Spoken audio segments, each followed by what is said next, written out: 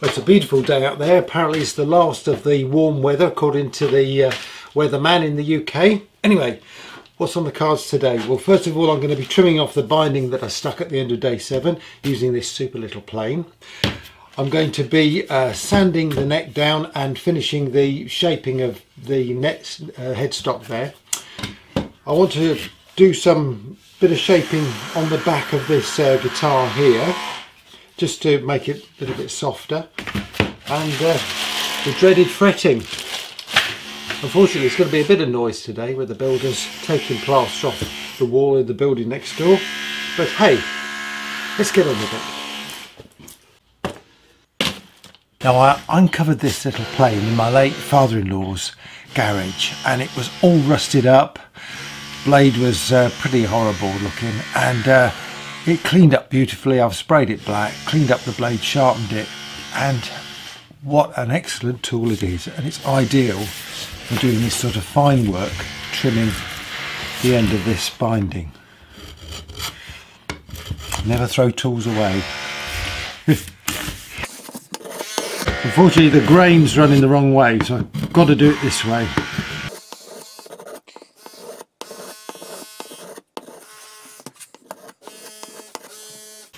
Great, so I'll tidy that up now with a bit of sandpaper. When you're doing this sort of fine work, it does help to make yourself a little tool to do it. It'll do the job. That looks reasonable. I'm just going to round the ends off here.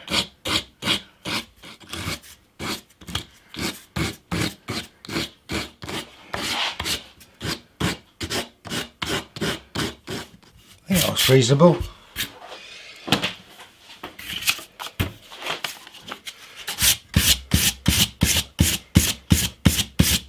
Okay, so that's down to 320, so that looks all right for the time being. I'm not sure if you can see this very well, but at the moment the transition from the neck to the headstock is a bit, for want of better of a word, lumpy, and I prefer a smoother, perhaps more sort of organic transition between the neck and the headstock. So I don't want to go too thin, but I'm going to try and do a bit more shaping to sort of smooth that out a little bit. And of course, for this, what better thing to use than a bit of old wastewater pipe. For this, I'm going to use a bit of 60 grit. I've got some impact adhesive and some masking tape. So I'm just going to wrap this round the end of this tube. Hopefully this will allow me to change the paper in the future at some point. Okay.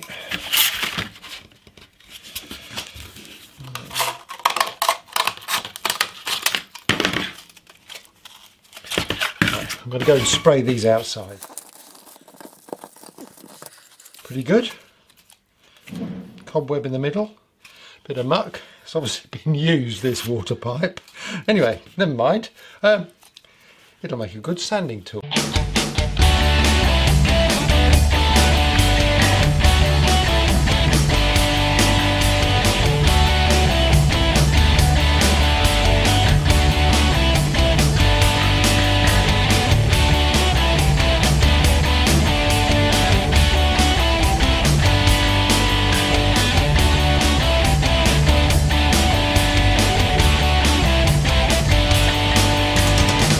Okay, I've got the neck shaped and sanded to 320, and that's looking reasonably good. The joint there is looking much better. It is quite thick. It's thicker than perhaps I'd normally have it, but I'm happy with that. And that's looking pretty good. And the fretboard. No, I'm really happy with the fretboard. And I've just trimmed off the binding at the end here. And I'm happy with the way that's gone.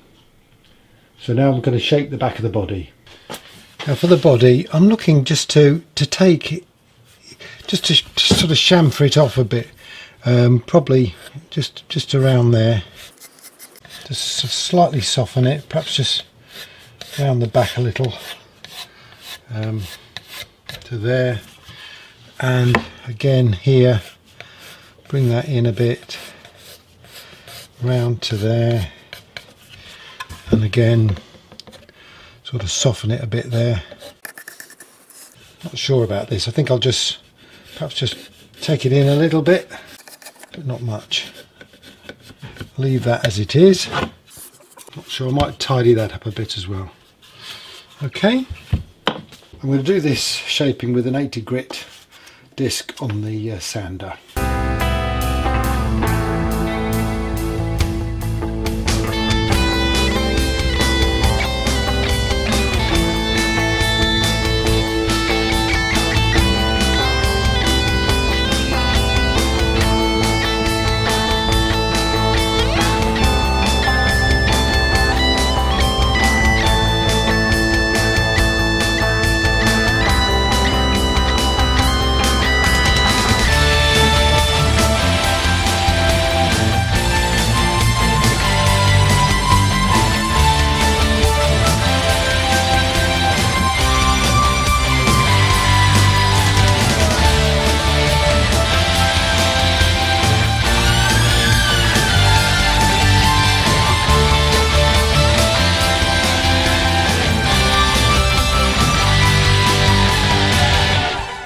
To be honest, if I did any more sanding, I think I'd lose the will to live.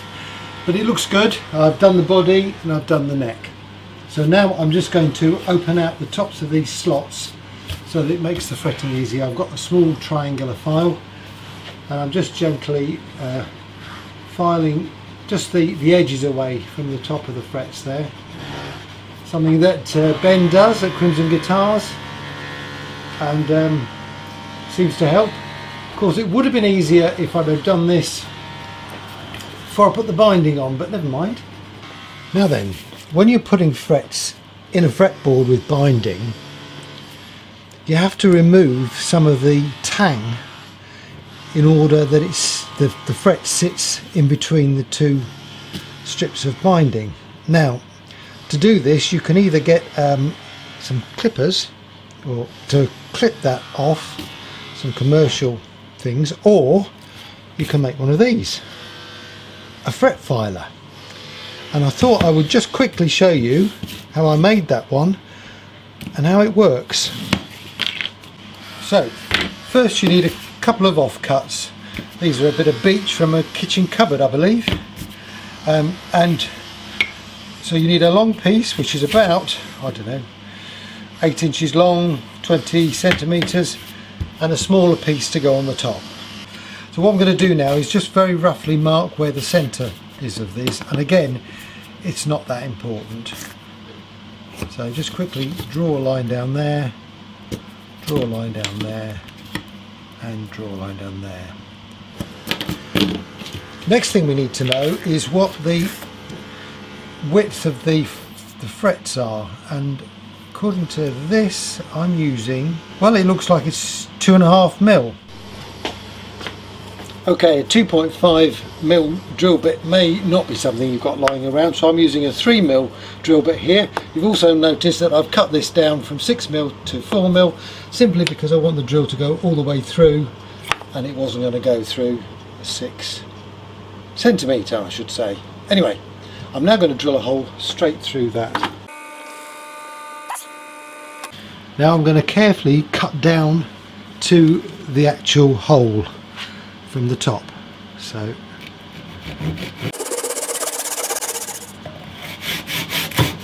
there we are, I've gone through, that's it. Okay, now I need to chisel out a channel across this line, so I'm just going to mark it with a pencil. That should do. I mean, it's best to do it the size of your chisel, to be honest with you, your smallest chisel. Okay, I'm going to cut that with a saw first. So you need to saw down to the bottom of the hole.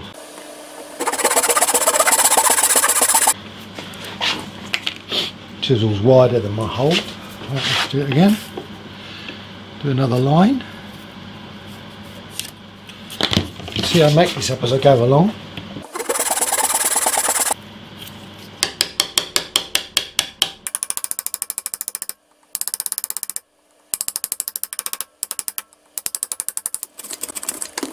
I think that may do. Important thing is, can we get the fret wire into there? And we can. Okay, let's just clean that off.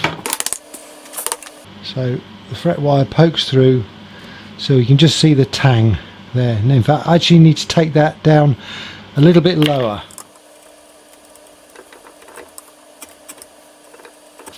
Now, just to finish it off, I just mount it on top of this piece of wood because it's easier to hold that in the vise or to clamp it down, whichever you prefer. So I've just drilled a couple of holes through and I've countersunk them there.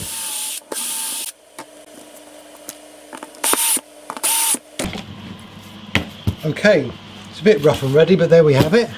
Now then, how do we use it? I'll show you. Okay, so now we just slide the fret into the slot there with the tang sticking up, and that the saw cut supports it, and then it's just a question of filing the tang off with your Wilco file.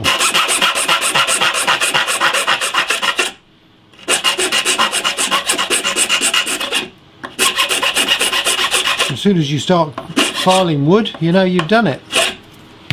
There you go. Works really well. Before I do the frets, I'm just going to put a very thin layer of finishing oil, just rub it in just to protect the fretboard. Let's clean these fret slots out of it.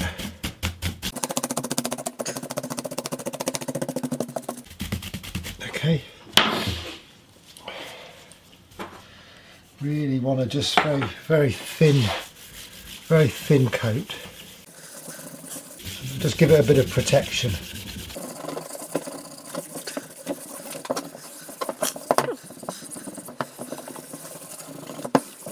It's also showed up I've got a bit of glue there. To clean that off quickly. Just rub that in a bit.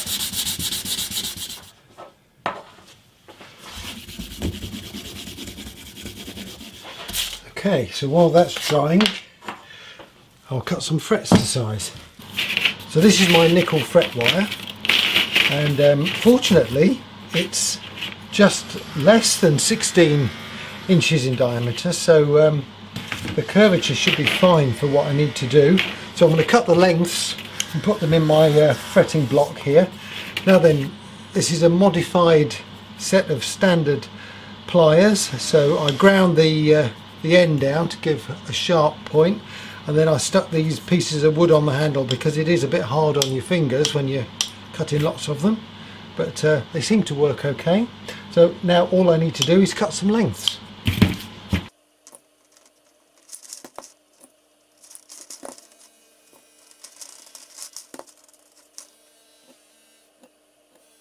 Now, doing frets is one of those jobs where you need to be in a calm frame of mind, take your time, and then everything will go fine. You rush it, you'll have problems.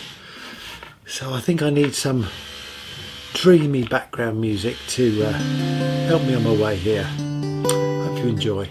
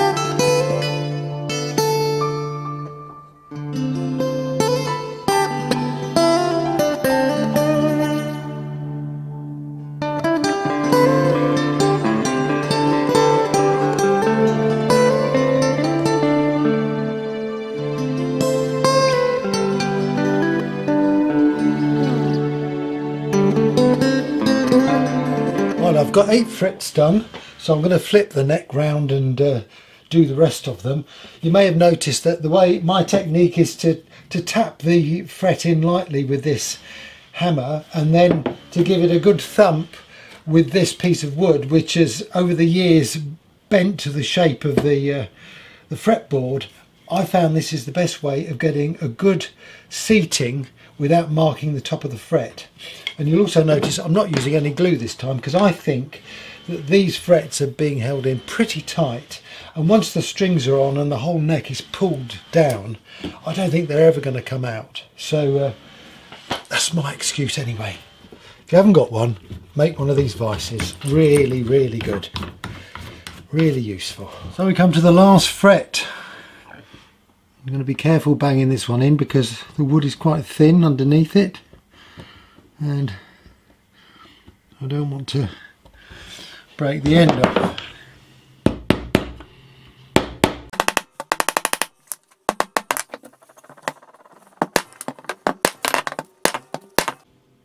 In you go.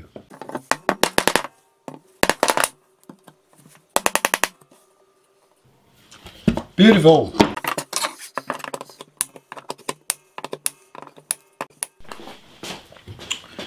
There's something quite lovely about having a guitar neck with the frets in. Now I know they're not dressed yet, but at least they're all in place and they're all sitting really nice and close to the fretboard.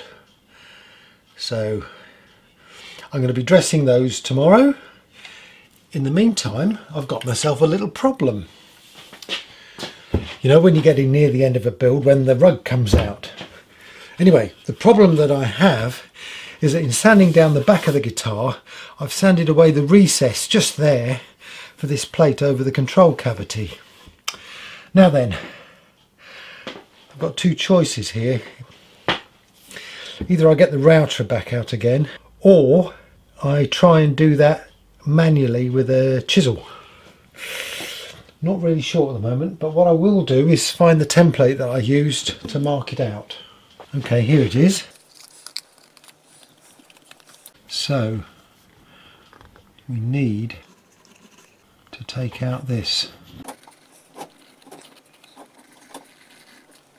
Okay, what I'm going to do, I'm going to carefully score this with a knife, and then I'm going to see if I can either do it with a chisel or the Dremel.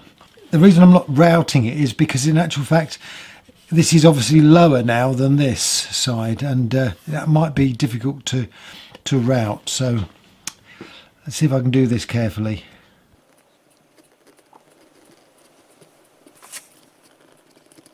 Okay, I've clamped the body down. Now let's see if I can tease out this wood.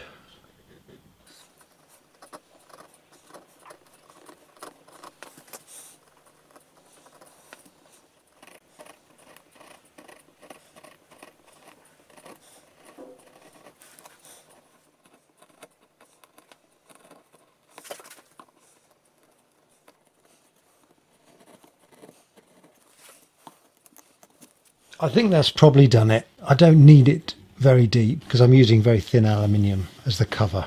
Anyway, we'll see. I might have to take it down a little bit more. We'll see once I've got the cover cut. Coming to the end of the day, but before I pack in, I'm just going to give the body a coat of finishing oil so that it can dry overnight, and then I can sand it back tomorrow. So I've got a neck bracket there, which is flopping around all over the place. Never mind. Okay, here we go. Oh, don't you just love it when you put the oil on? Wow, that grain really comes out.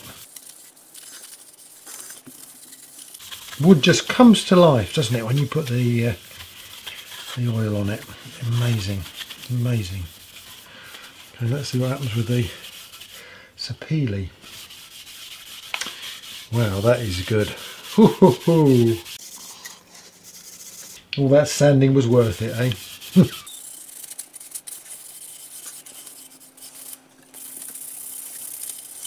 So tomorrow I'll sand this back and then start adding some more coats. This coat I'm going to rub off almost dry, so I'm just going to get it soaked in and then rub it off. Just let the the grain stand up or whatever it's going to do. Oh, that looks really good. I'm using Liberon finishing oil. I've used it on quite a few guitars and it looks gives a nice finish. Smashing. So that's going to go in my drying cupboard and we'll have a look in the morning.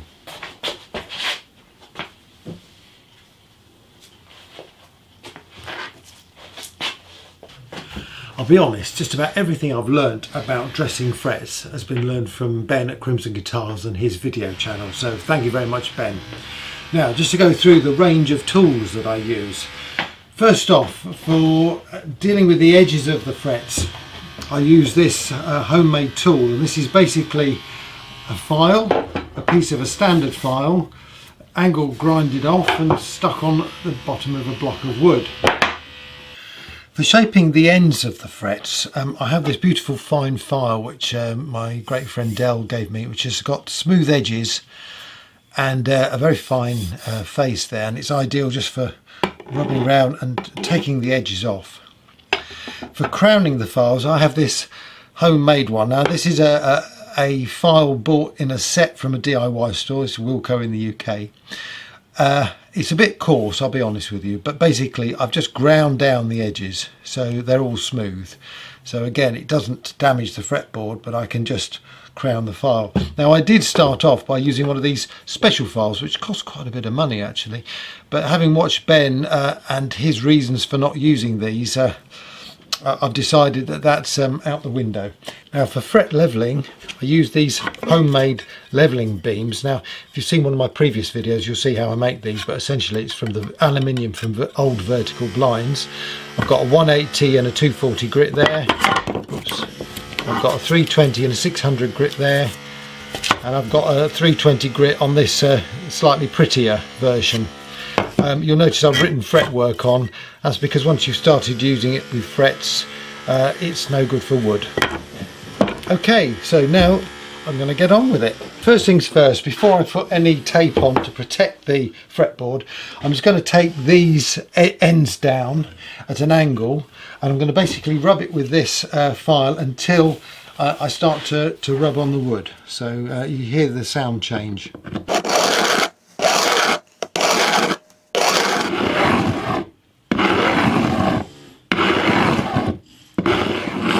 I can feel that that's going across much easier now. I think we're there with that one. Okay, so what I'm going to do now is shape the end of the fret just to get rid of the burrs that have appeared on there.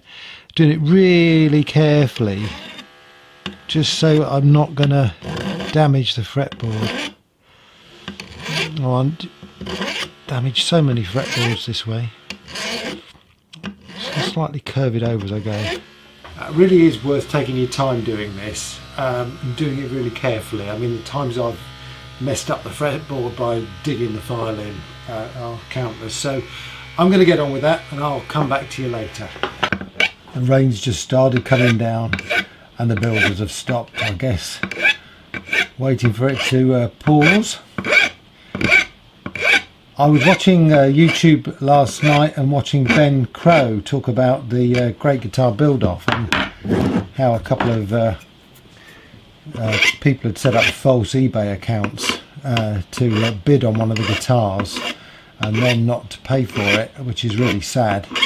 But one of the things that he was mentioning was a charity that he's hoping to set up, basically to help people who can't afford to go on guitar building courses pay for all the sort of equipment and the fixtures and stuff. And I think it's a brilliant idea, and I'm hoping it's going to be open to all ages, because I do think that, you know, in this country, in the UK, we don't put any emphasis these days on developing people's practical skills. You know, there's a lot of academic training and encouragement to go to university, but I think we're missing out on some skills. And guitar building, for me, is one of those things. In essence, it's a fairly simple process, but it requires a lot of skill and creativity and it's an ideal starting block for somebody who wants to get into that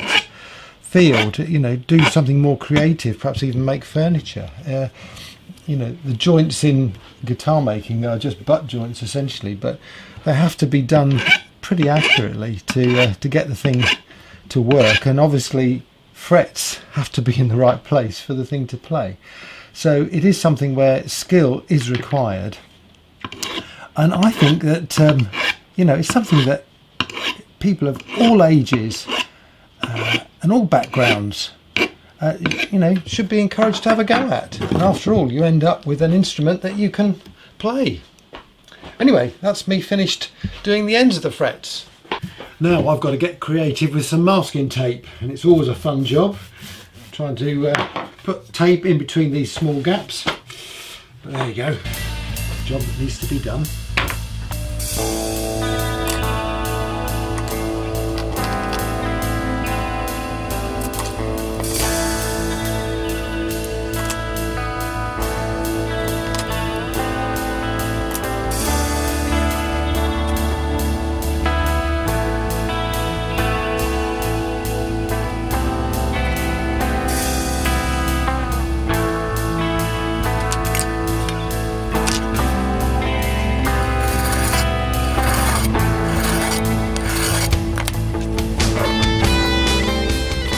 Okay, so I've just run some 180 grit paper over the frets, just very lightly, just to see, and it looks like most of the frets have been touched by the levelling beam, which is a good sign. It's a good starting point.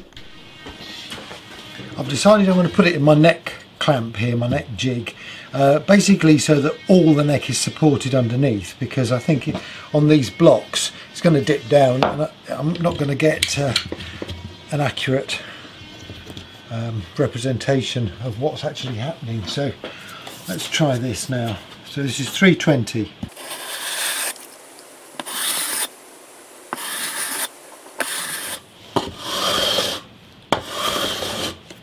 So what I'm going to do now is use the fret rocker and just go up and down with the fret rocker. Now I would say that be careful when you're using these things, because the idea is you put it between 3 frets and you see if they rock. Now if they rock, it implies that the one in the middle is higher than the 2 on the other side. And so there's a tendency to say, okay, I need to take some off that. In fact, this particular one, it does look like I've taken more off on the levelling. But if you do that and you put it on here and it starts to rock again, that implies that then this one is higher than that one, but you've taken that one down anyway. And before you know it, you're in a slippery slope of filing frets down that cause problems further on down the neck. So my approach to this is, if it's rocking but it's very, very slight, then I think you can probably get away with it. If it's rocking quite a bit, and I've got a problem down here where this fret here, which I've taken quite a bit off, when I put the rocker on, I'm getting quite a big rock between those 3 frets, which implies that this one is much lower than that one. Now when I put the fret rocker here across all of these frets and look to see if I can see any daylight, in actual fact I can't. So between the high fret and the rest of the fretboard, it looks all right. It's just this one in front of it that's causing me problems. Now if I start to take some off this high fret, it'll cause problems with all the rest of them. So what I'm going to do, I'm going to mask off this part of the fretboard, and I'm going to use a bit of the 180 to really try and get that chamfered down, and try it that way.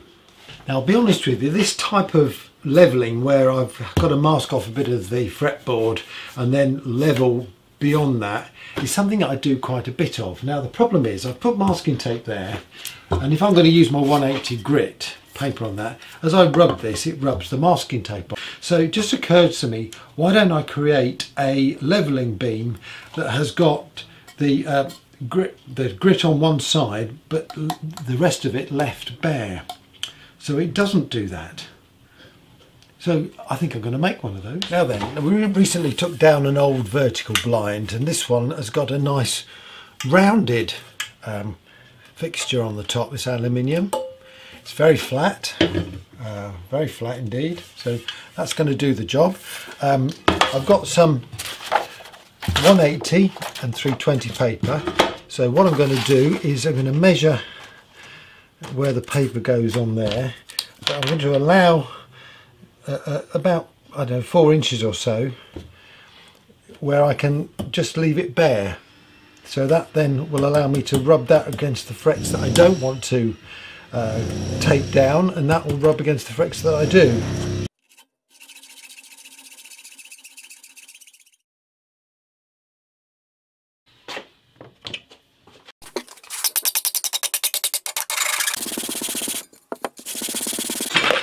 Of course, if you've got a nice bit of flat wood, it would probably do exactly the same thing. Okay, so oops, get that positioned on top of there. Right, so apply a bit of pressure. I'll put a couple of clamps on. Okay, so now I have a rather stylish levelling beam. I don't know, very 60s, do you think? I don't know. Anyway, so now I need to mark up some paper to put on it. So I'll do that with a pencil.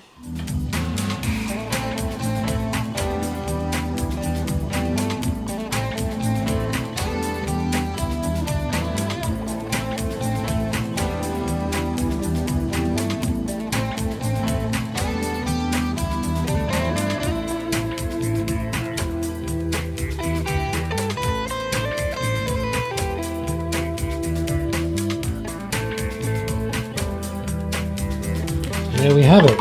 So that's 180, that's 320.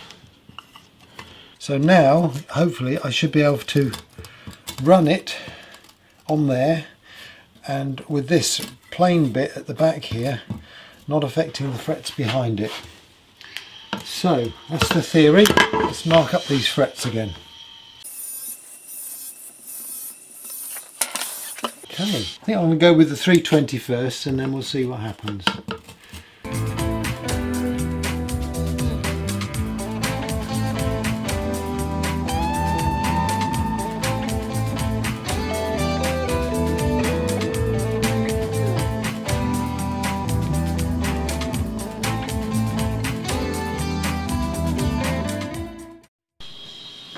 Now, having done all that levelling, I've obviously got quite a few marks on the top of these frets now, so I want to polish those up, and that's what I'm going to do next. And down this end I'm going to need a bit of 320 just to tidy those up. Further up there where there's not many marks there, I'm going to use some 800 grit, and I'll polish the whole lot with 800 at the end anyway. So just going to put it on my block and just gently go across the tops of the frets like this.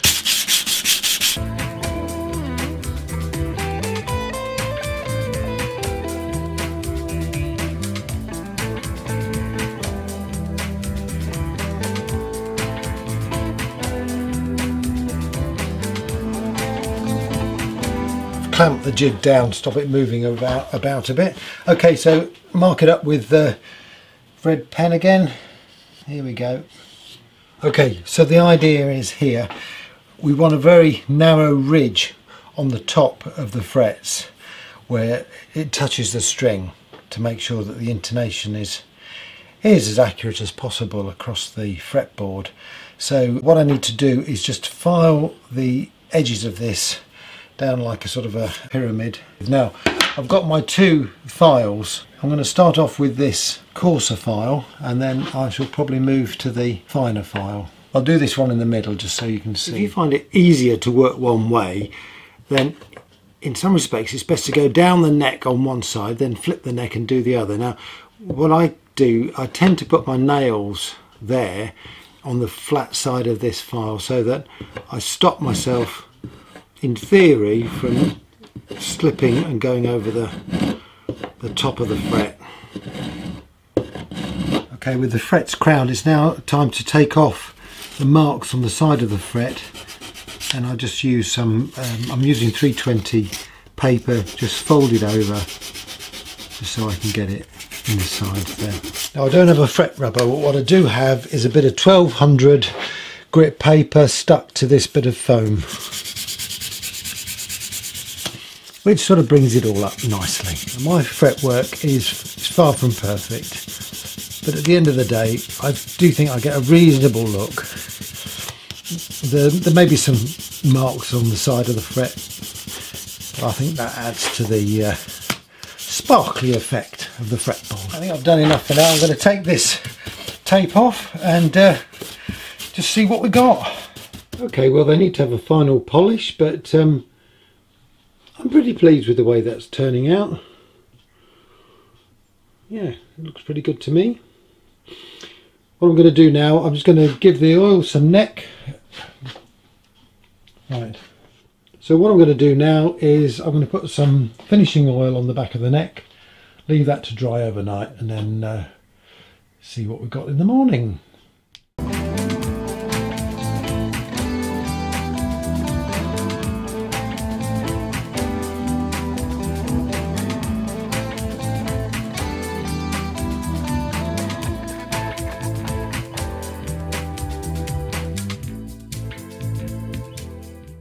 Right, well, with the sound of the builder's drill in the background there, I'm going to call this video a day, I think. I've done quite a bit in this one. I've also managed to get a couple of coats of finishing oil on, and I'm really pleased with the way it's looking. I've got plenty more to do in future episodes.